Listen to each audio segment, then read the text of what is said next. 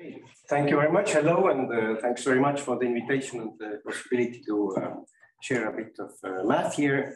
It's my first visit to this luxurious resort of mathematics. Very nice place indeed, and even if I've been a bit ill this week, I feel I've learned a lot, and I'm very thankful for that.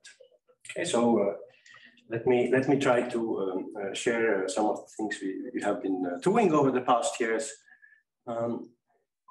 When I sent in the abstract, there was an optimistic plan, maybe also because everything in the US seems a little bit bigger. The cars are bigger, the oceans are bigger, roads are bigger, and I thought that the hour is bigger as well. And when I started preparing in more detail, I realized that it's not the case. The optimistic plan was to talk about characterizations of the GFF and the interplay with the Owen spin models and a bit about the Ashkin-Teller model. But the realistic plan, when I realized that hour is roughly the same, is basically the two first stories. I want to share a bit about the character of the free field and then talk about its relation to Owen models and more specifically how used techniques from the Owen model to study the GFF. Okay. So let me start from the Gaussian free field. So here are a few just simulations. Juhan Aru is basically just plotting a few first frequencies of the free field, and it starts off quite smooth, and we see it becomes really quite rough. And the Gaussian free field is something you have already met when you're a mathematical physicist. You have it for breakfast, and when you're a probabilist, you have seen instances of it. Surely it's on the line, it's just a Brownian motion, or in the interval, just a Brownian bridge, or a Gaussian random walk of length n could be is basically a GFF on the line graph. So in other words, GFF is just a generalization of Brownian motion to general domains, discrete and continuous. And heuristically, on any domain, you just define it via this Hamiltonian that is given by Dirichlet energy. Okay, and so here is again a statement which is not completely true, but I thought that in Europe I would maybe not dare to make such a statement. In the US I can. So GFF is everywhere. Well, not really, but it does appear in many contexts. It's a universal scaling limit, the continuum GFF in all dimensions. In the Brownian motion in 1D is known case. In 2D it goes back to early work of Kadetsky, Kupian, and Senerod, and Nadav Spencer, of course, for perturbations of the usual gradient energy. This was later more generalized, even just to convex interactions, some constraints. It goes to timer height functions started by Kenyon. Maybe Scott will do something in 2 dimensions. Maybe Scott will do something in 3 dimensions and higher. There are also conjectural scaling limits. For example, the case of uniform homomorphisms is still open. So when you take a boundary with alternating 0-1 boundary conditions, you look at all height functions change over, and say on the unit square with the lattice size 1/n. You look at all height functions whose gradient is ±1. You put a uniform measure on those. These should converge to the GFF in the scaling. Okay, in higher dimension, there is of many scaling limits, and theory should be closely related to a GFF, even just spin functions, phi4 model, etc. So there is important work by Eisenman, for example, in high dimensions from the phi4. Now recently with Hugo Dominico in 4 dimensions. I guess you don't exactly prove that it's a GFF, but it should be probably closely related. For example, for phi4 model, one knows that if the interaction strength is small, then it really will be a GFF in the scaling limit. So this is close to Bauer-Schmidt and bridges, etc. Well, in 2D, many experts, again in the audience, the exponential of the GFF appears from random panel maps. It's a basic component in Euclidean field theories. Stationary solution of the stochastic heat equation appears in stochastic homogenization.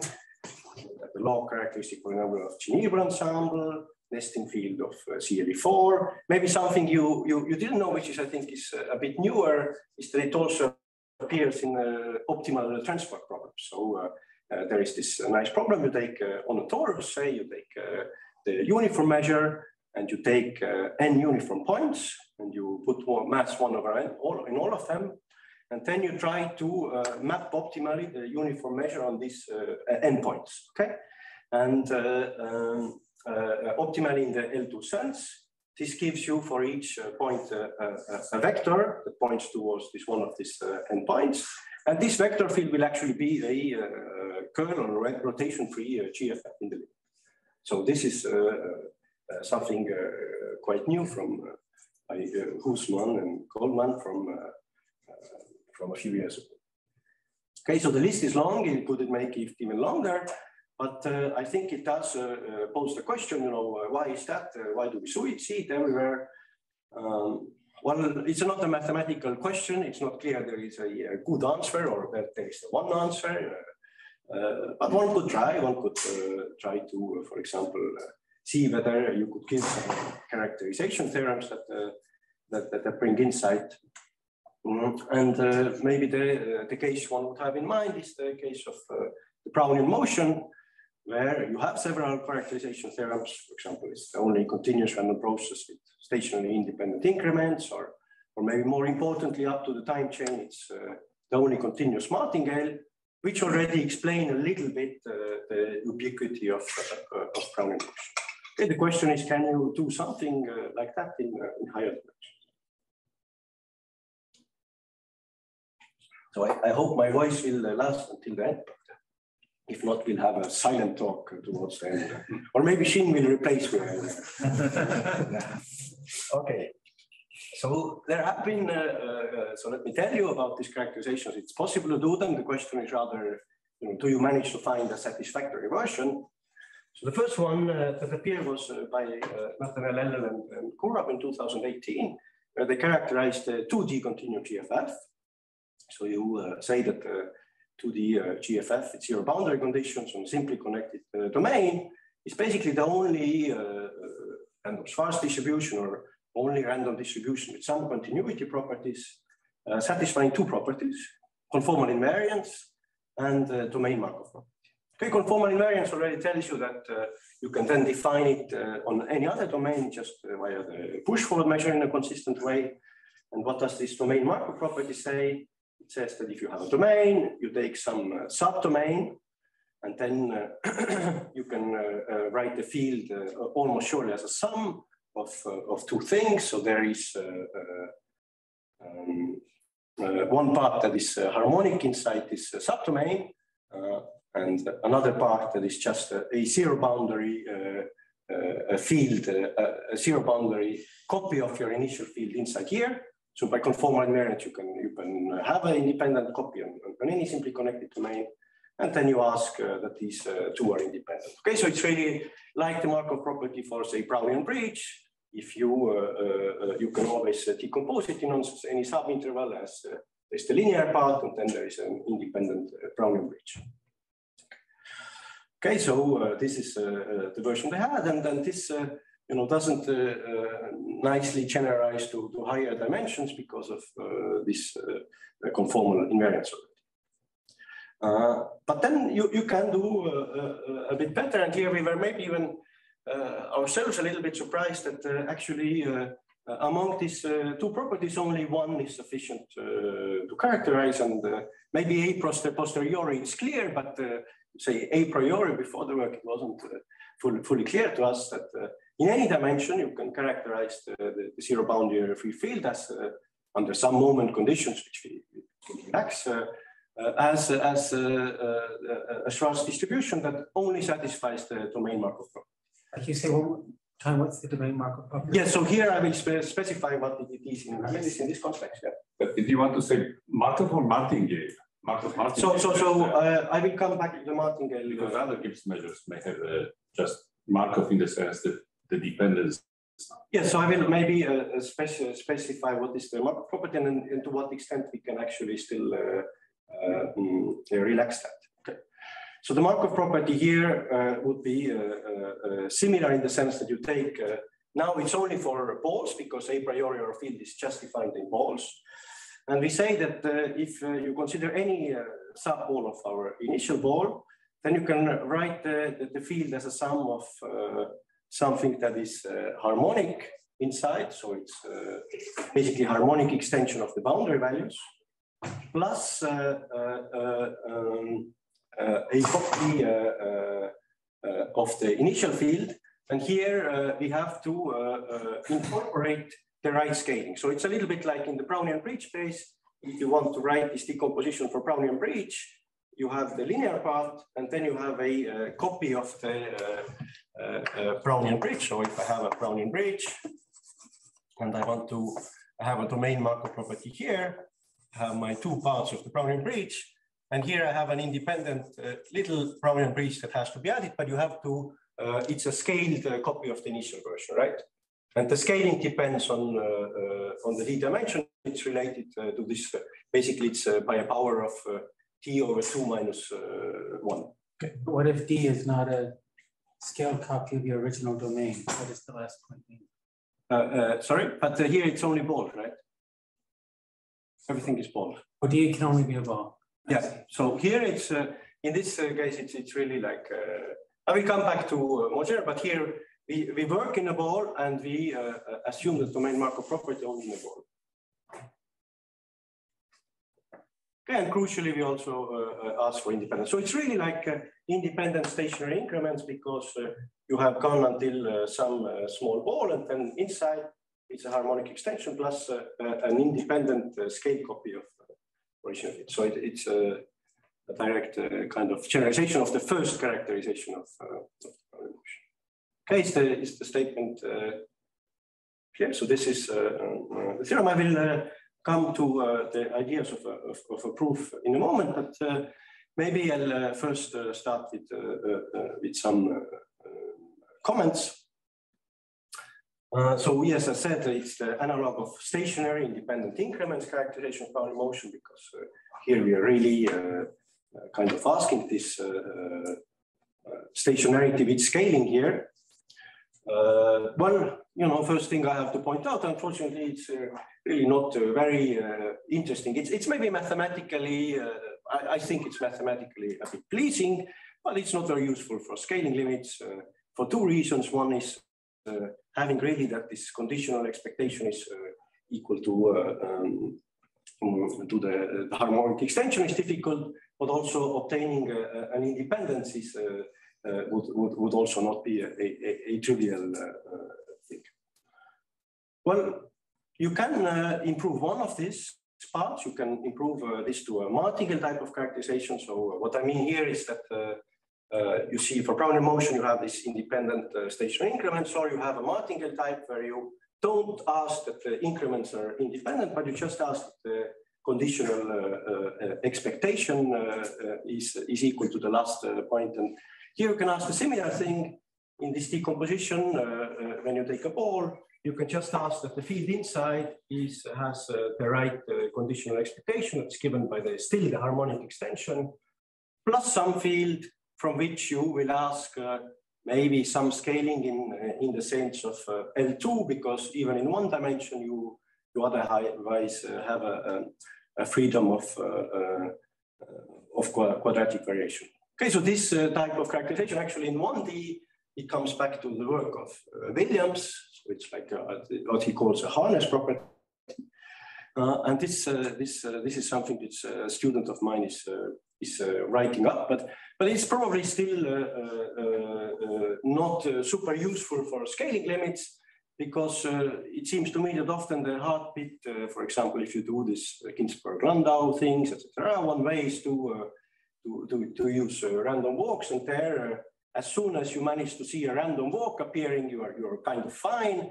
And here, you know, having this conditional expectation being equal to the harmonic extension is exactly kind of having a random walk in the background. Okay, so I still fear that this is not too good, and the natural question is, can you somehow relax this this thing of harmonic extension, and this for the moment I don't know a good answer for. Okay, are there any questions about the statements, or I go to some proof ideas, and maybe then it will be also clear why a martingale type of characterization will kind of follow. This question? Later. Later. Okay. Let's hold some for it. That's good. Okay. So proofs basically in this setting, they go in two steps. You want to prove Gaussianity, and you want to prove the right covariance structure. Okay, so the covariance structure actually comes quite easily from this even this martingale type of characterization, or this Markov property, because you see that your covariance function is harmonic of the diagonal, and then you can identify it with the degree. So it's the Gaussianity that is difficult, and in fact joint Gaussian. Okay, and then there are three different approaches to it. So in the maybe let me just tell you the basic thing is that if you have worked with GFF, you know that if you look at the circle average, which would be just a GFF tested against the uniform measure on circles, then the circle average process around any point is a Brownian motion. Okay. My first thing maybe to observe is that this actually just comes from the domain Markov property, because let's just think the case of a disk and around the origin. If I look at the circle average here, and then I do a Markov decomposition with respect to this disk, we get something like this. Okay. So this is harmonic. This is an independent GFF. And now if I look at another circle, and I try to understand what is AR minus HR minus HS, the difference of this circle averages, then the harmonic part disappears, and you only get the thing tested against this new independent GFF. Okay, so you get the independent increments. Here you can actually even parameterize it by scaling so that they are stationary, and so you get a Brownian motion just from the domain Markov property. So the difficult thing is, how do you get the joint Gaussianity? And for joint Gaussianity, there are different approaches. So you would want to say that I have maybe still the disk, and I would want to have a joint Gaussianity of two circular averages. And here, just such a thing doesn't work anymore, right? Because here I'm using the fact that the harmonic extension here is equal to any circular average. Here, something like that. That doesn't work. But if you use conformal invariance, then instead of just circular kind of explorations, you can start doing explorations that are kind of change in time, and maybe they start getting closer and closer to your circle, and you kind of still see from the same Markov property that the increments are independent, and you get Gaussianity from the CFD. So this was the idea in this original paper by Nathaniel and Kurab. So when you go to higher dimension, you cannot do this. And when you want to get rid of conformal invariance, you have to come up with something different. And here, the idea is actually not, it's a bit different, but here we change the circle by changing the domain. But another thing you could say is that I'll change my observable, and I will look actually at observables that don't test against just the uniform measure on the circle, but they test against maybe a weighted measure by some Fourier Fourier oscillation. Okay, and so if you would just look at these things, these would not have independent increments, etc. But actually, there is a nice way to still use them. The thing is that if you look at the harmonic extension from the boundary, then the L2 decomposition in Fourier frequencies passes nicely through. Okay, so spherical harmonic extensions of spherical harmonics will remain orthogonal. So the spherical extension of a sinus will remain a sinus just multiplied by some radius function. Okay, and you can decompensate by this radial function and actually get a process with independent increments out of here by just, I don't know, adding some r minus n or something. Okay, and then you actually can use the same argument to get Gaussianity for all these frequencies. You still, are missing some joint Gaussianity, but it comes out that this can be easily seen from the domain Markov property. So this is the proof of this second result. It's a very short elementary proof. And if you see it works in 2 dimensions, but in higher dimensions, I just use spherical harmonics. There is a nice orthogonal decomposition again, and everything works very smoothly. I think it's pretty cute, but elementary. What is the idea for joint Gaussianity? Like, how does the spherical harmonics help you for that? So you actually notice that even sums like this, if you look at finite sums like this, even those will be have the independent increment. So this gives you one part of joint Gaussianity, and then the other part is that you want to change these coefficients actually with R.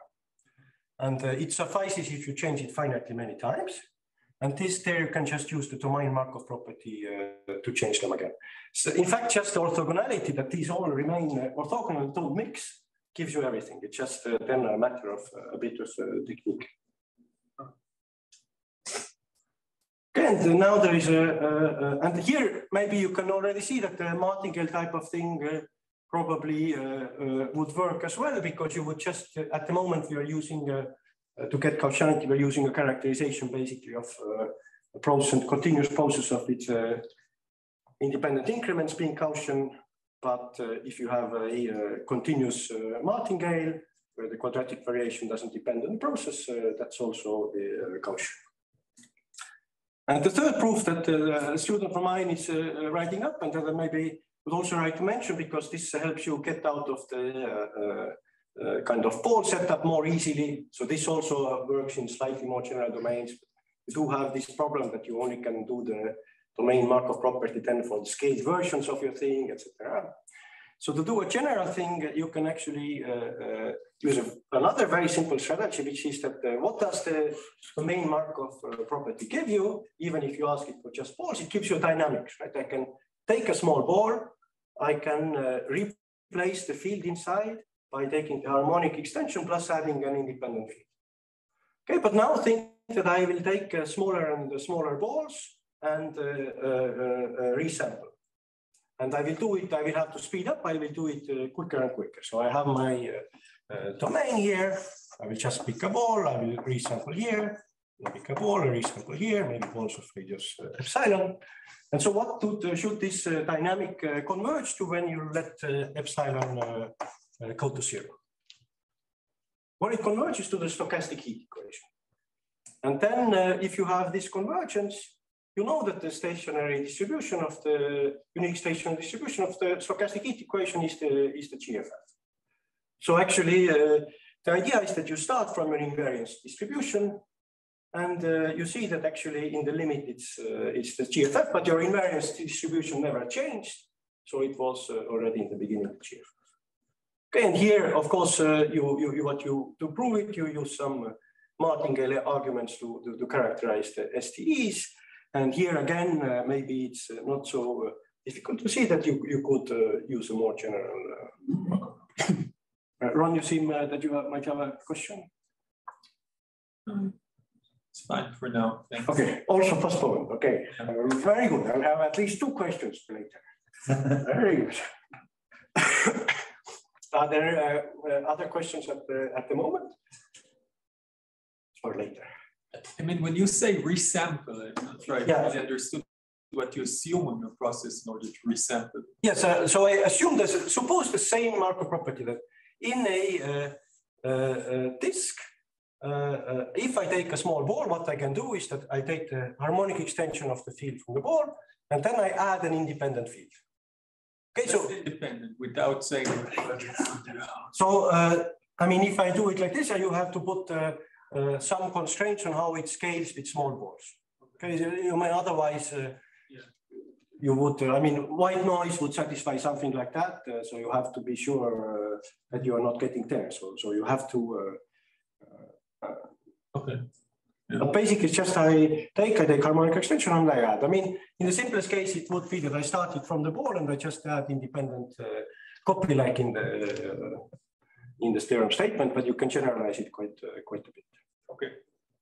Because in the end, you only need kind of first and second order particles to converge. So you only need to control some first and second moments. You have to specify the scaling exponent. So the scaling exponent does come out somewhere, yeah. But in some sense, I think you can, you know, yeah, you will have to specify it somewhere. Otherwise, as I said, I mean, white noise is something which. Okay. Okay, so when I was giving a similar talk at the ETH, I got a fun question from Wendy. So I talked about that, that, you know, it's dynamic, it's nice ways of, okay, but, you know, you have this dynamic, what about the discrete case? So a fun question is on a discrete graph, it has a similar resampling property that each vertex characterized GF. Okay, so the usual Gibbs property would be that you take the average of each vertex and you resample a Gaussian, and this, you know, naturally characterizes the GFF. But this question was more general, which was that, you know, you maybe fix a random variable, centered random variable for each vertex, and you ask that you can basically resample by taking at each vertex by taking the average, and then just adding some centered independent random variable. My first hunch was that that's not true because. I mean, in all the proofs, there is some CLT coming in to give Gaussianity, etc. So, but you know, Berlin is a wise man, and he was right.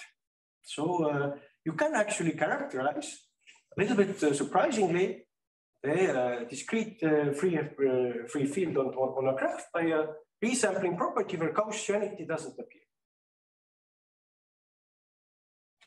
So I think it's fun. So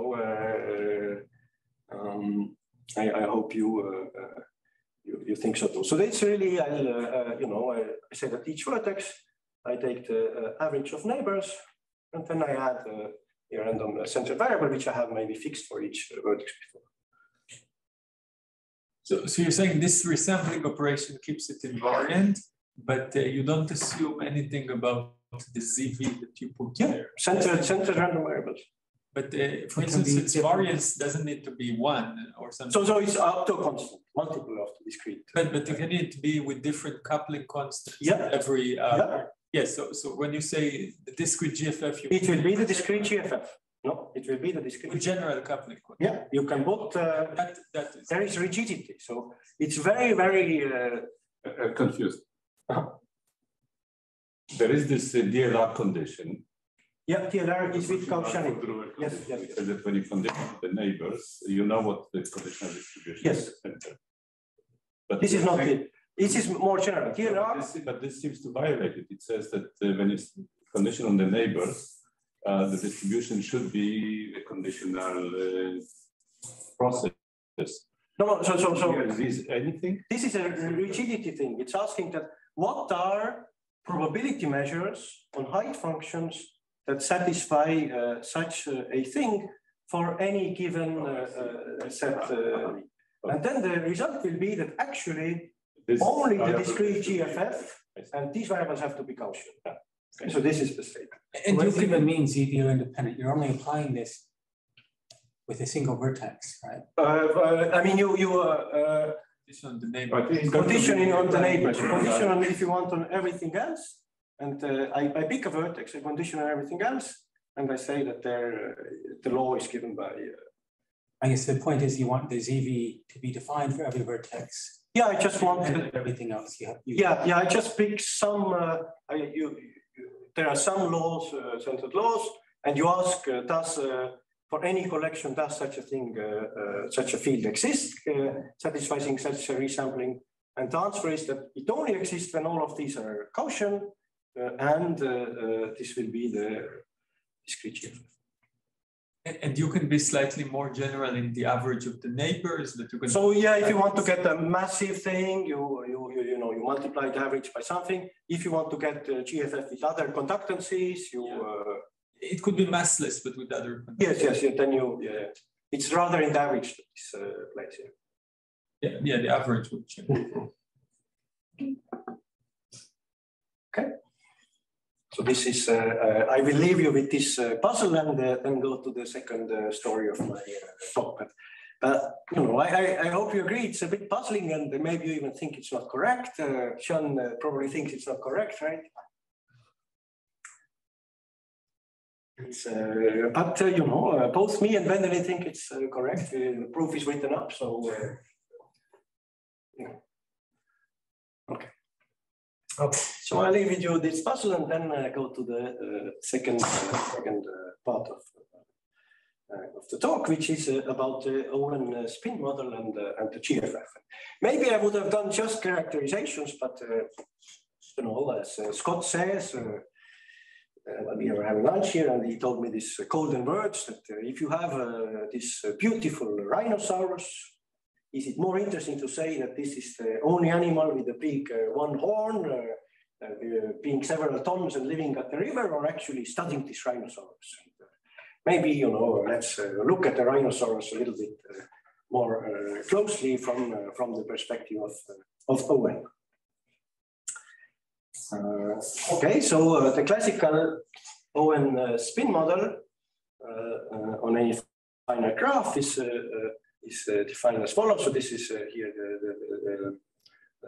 the scalar product. I assume you've all seen it, and the name comes from this Owen symmetry, global Owen symmetry of Hamiltonian. N equals to 1 is just the Ising, n equals 2 is sometimes called XY, and then 3, for example, the classical Heisenberg model. Okay, so I have instead of just spins on each vertex, I have now spins that take values in the sphere, but the shape of the Hamiltonian stays the same. So this spin model is known to be related to the GFF classically in several ways. Maybe I'll give two here. Well, firstly, and I will make them more precise. So firstly, just looking at action, then vectorial GFF can be seen as actually an ON model with random interaction strengths. And secondly, there is a local convergence result that if you, for example, fix at the origin a spin towards the North Pole, the last component 1, then the transversal of the field, when you let the temperature go to 0, and normalized properly, converges to the n-1 dimensional GFF. Okay, so there are other relations, for example, also in the into infinity limit, which are interesting, but maybe let's skip to those two. So here is a nice simulation of the angles of the discrete two vectorial discrete GFF by Avelio. So just to have some color in the talk. And this is the pictorial proof that the discrete GFF and ON model are related. And one way to state this first property is to say that the angular part is given by the ON spin model with certain interaction strengths. And here the proof is of course one-liner. There is just you write the gradient energy using the scalar, but there is something missing here. There's two constant terms missing.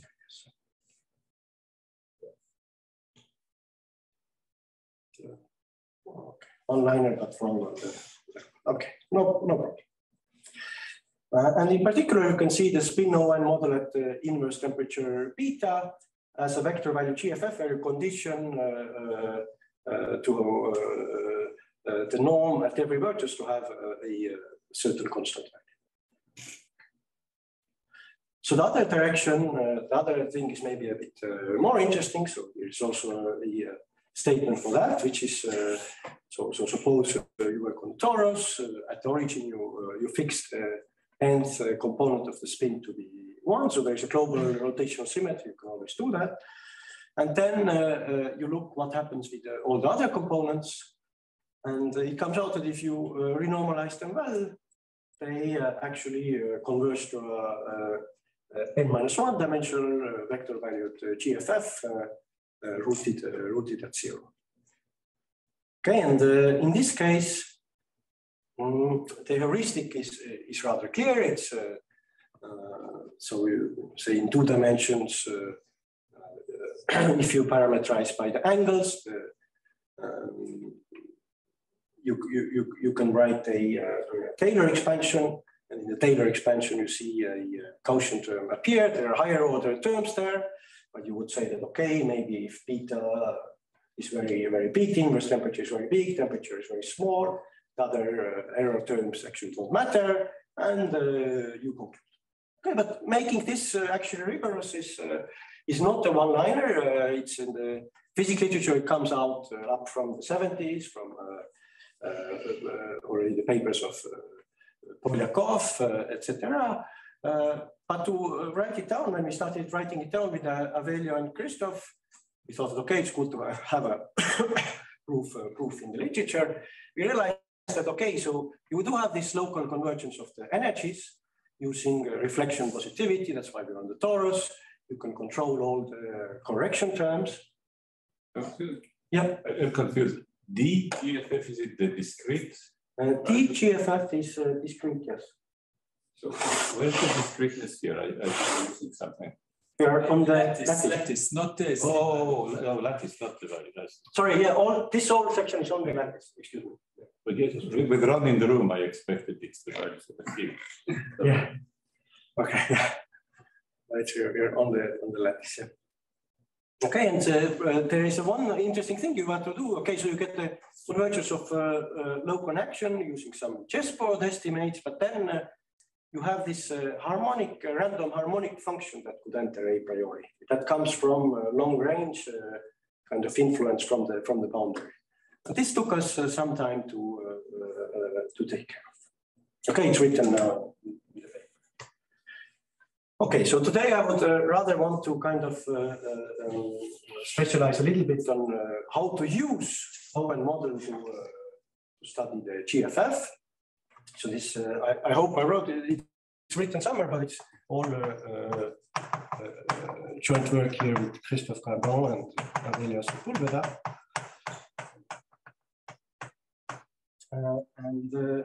So the things we were studying were actually percolation questions of the discrete Gaussian field. You have a discrete Gaussian field on some finite domain, or maybe vector value GFF, which means I just take independent vector of independent GFFs, and I look at the level set percolation problems. So in the case of when the GFF is just R valued, this would be the sets I'm interested in, where the field is smaller than A, so this would be some one-sided, or when the field value is in some interval. So this would be two-sided levels of percolation. So these questions have been studied in dimension 3 and higher by, it started also by Brickmont, Lebowitz, Maas, and then was taken up by Snitman and his student in postdocs, and lately, for example, Pierre-François Rodriguez has made interesting and co-authors have made very interesting contributions. Okay, and so what would be the corresponding problems in the vector value GFF? Well, you could maybe most naturally look at first max levels at percolation, where you ask that the maximum of the components remains below something or a norm levels of percolation, because two-sided you could say that this is right, the absolute value remains in some interval. So let me ask the norm at each to remain remain smaller than something. Okay, and so first just some results in the usual discrete Gaussian free field. So we do know that this set percolates, the one-sided set percolates. If I look at points that are just smaller than any A in 2 dimensions, it does enter macroscopically with a uniformly positive probability. And this you can show in several ways, maybe a sleek way. So this minus a half and half, because you have lambda n. I guess this should be like so I think yes, okay, yes, sorry, this should be n over half minus n over half n over half if I did it, yeah.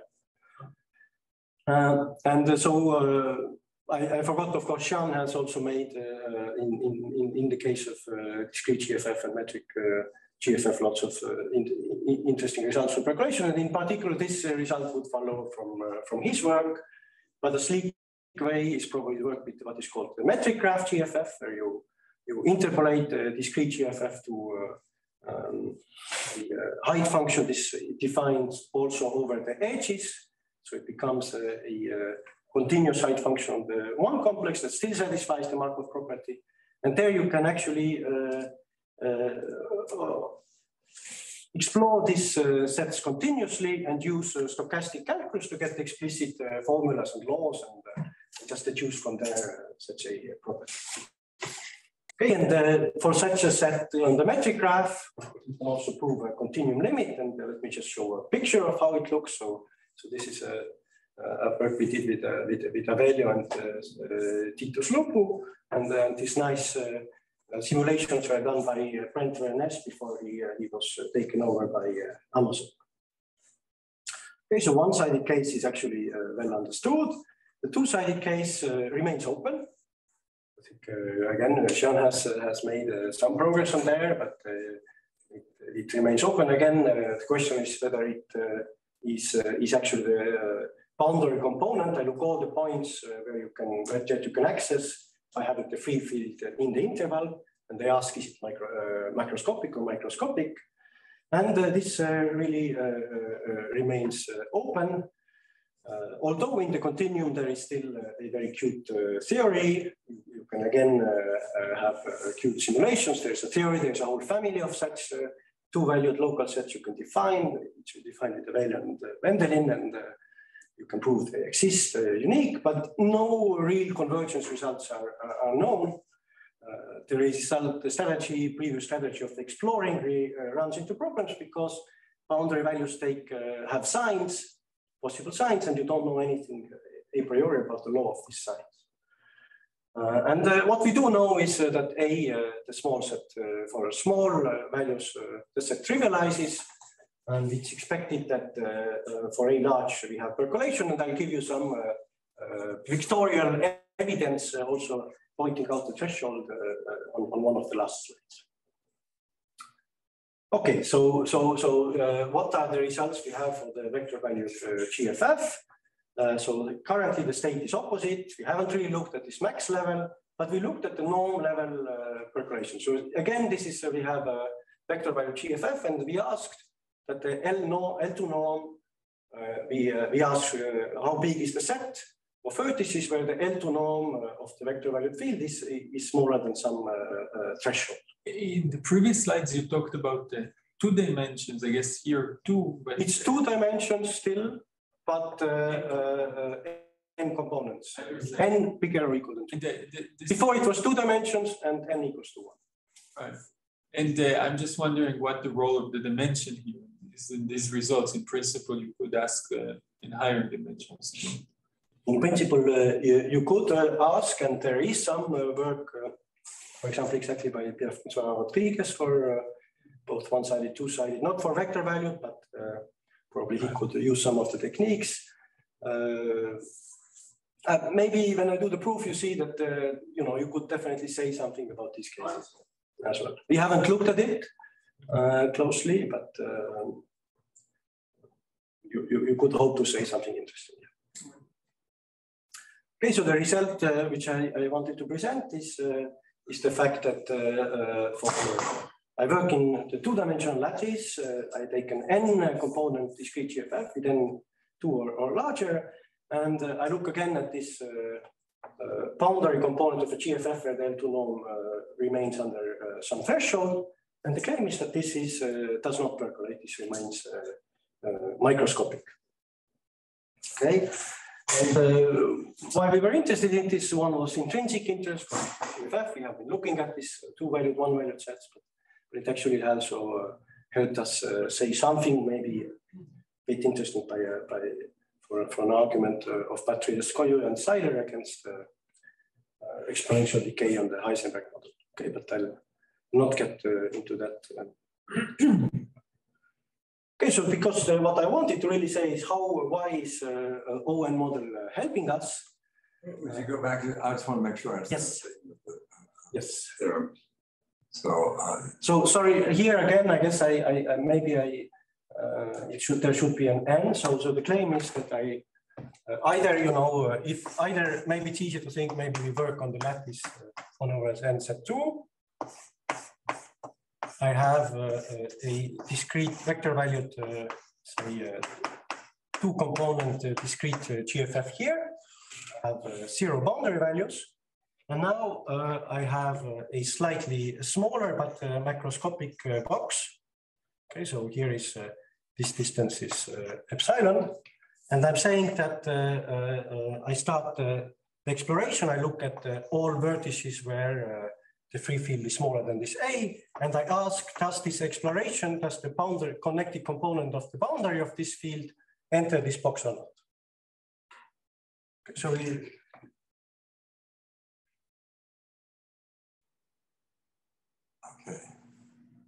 so there is a connected, because the boundary value is 0, there is a connected component of the boundary where the vertex, the free field in L2 norm is smaller than A.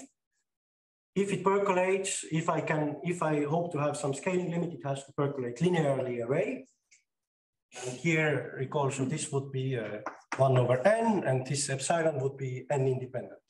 Or if you wish, if I'm on the box lambda n, this should be -1 plus epsilon times n. So it's really, am I linearly going inside the domain or not? So you're saying it doesn't percolate from the boundary? It doesn't percolate. So you could make it more quantitative, but this is a basic statement of saying A has to be sufficiently small or not? For all A, and that is a little bit surprising that as soon as you go to this vectorial one for all A, and is that good? Yeah. So let me explain how the ON model appears. So again, how we maybe think about it is, as I said, there is this kind of, if I have,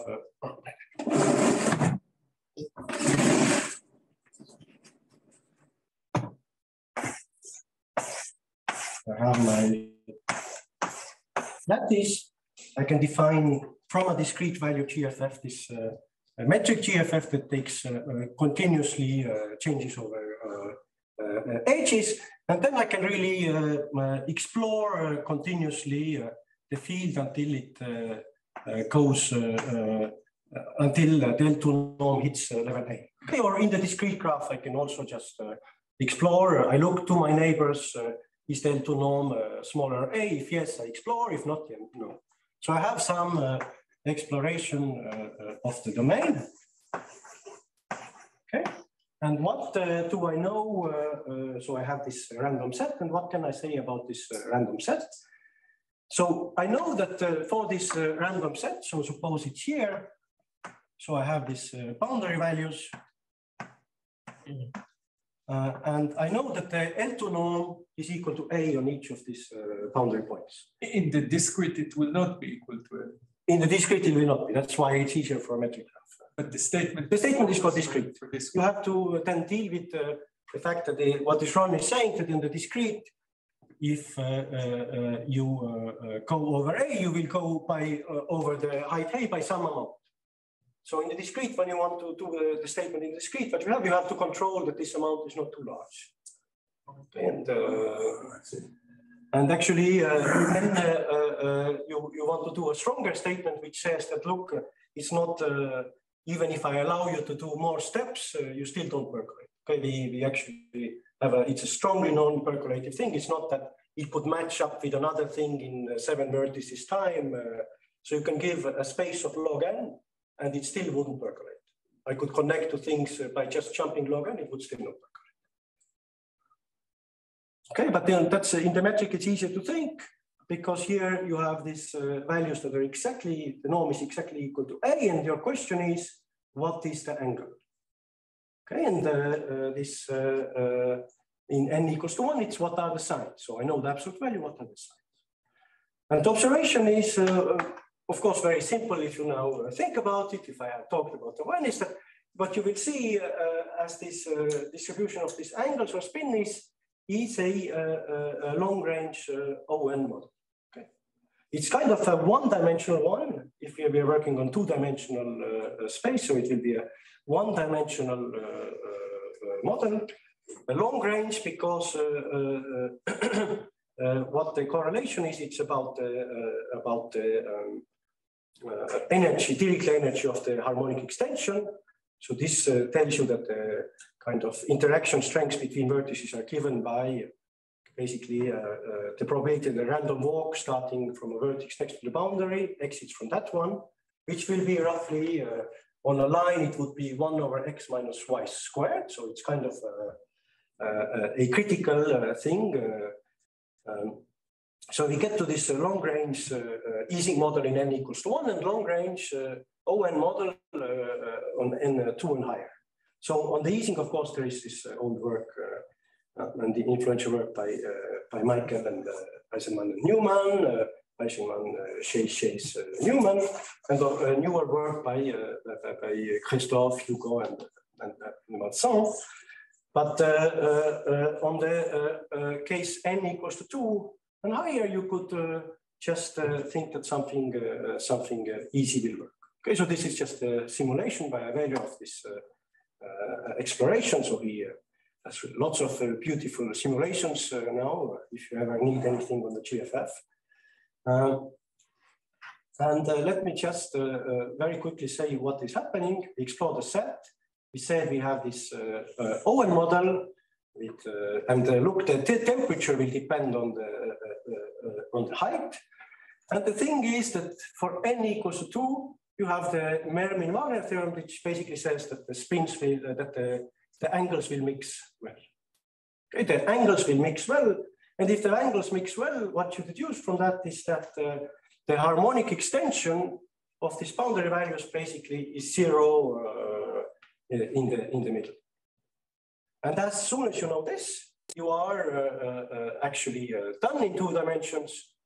So you know that this is small. And then there's an old lemma we've not used quite a bit in the continuum, which says that basically because of the Markov decomposition of the GFF, in order for a Markov exploration to go inside the domain, the variance at any point inside will decrease because the domain is decreasing and the variance of the independent part is just given by the Green's function in the domain. It has to be compensated by the boundary extension, the harmonic extension from the boundary.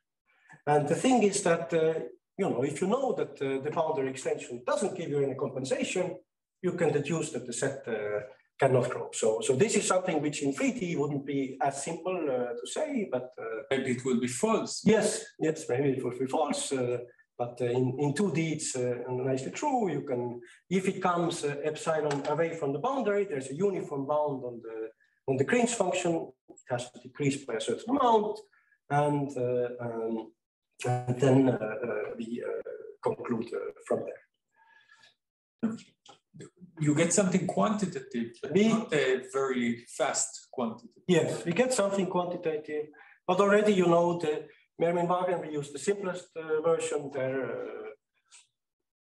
I mean, you know, in the usual Mermin-Wagner, you can get log correlation when you do the simple argument, but actually it's power law. So here, we do the simple version. Can you get something? Probably you cannot get Paolo, but can you get something better? So no, at all steps we are not very precise, but precise enough to make it work. Do you expect the percolation of the boundary to have exponential tails of the radius or something like that? And that it doesn't. How far does it go from the boundary? Yeah. So how far it exactly goes, we didn't really measure, but it will be like macroscopic. In macroscopic sense, it will have exponential decay. But it depends on what scale you look at. Yeah, so the scale of the lattice, I mean, will it be like logarithm Blitland or Yeah, so at the moment, I don't have an answer for that. We didn't do it carefully enough. And maybe it would be some power of logarithm. I don't remember even, but I didn't test carefully. Probably it's some power. power value? Power, well, I will have to check. We'll have to check. I cannot say. Okay.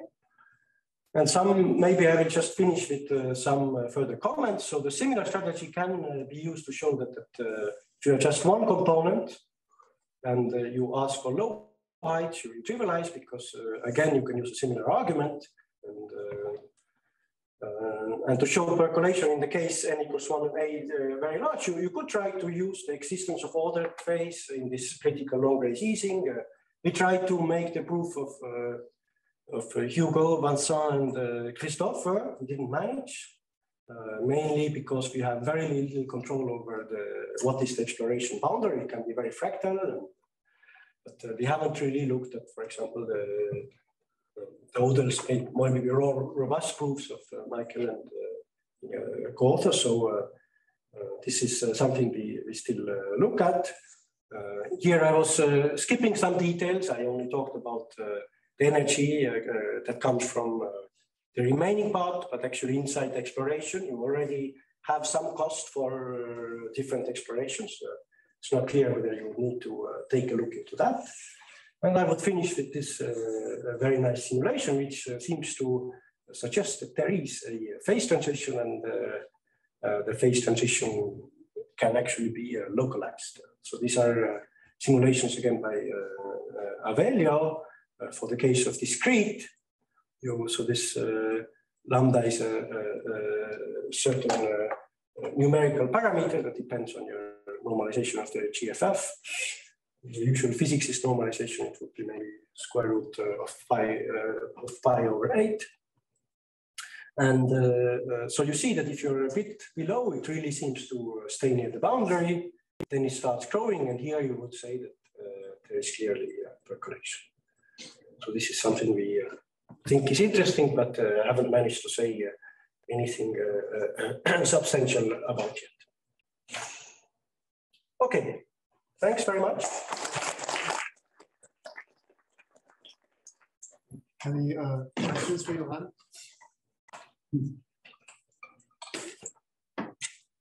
Yep. So about the first part, yes, I have a humbly raised request to be careful with terminology. Okay. Because domain Markov property is a concept which exists already, and it means something else. A Markov property in one dimension means that when you condition the process on the past, it's only the last point in essence which is relevant. Now, in Gibbs measures on the lattice, you have such a property, as you know very well. The conditioning is not only on the past, but kind of the analog of past and future, more precisely, the complement of the same. So domain Markov property means just that. It's a used term.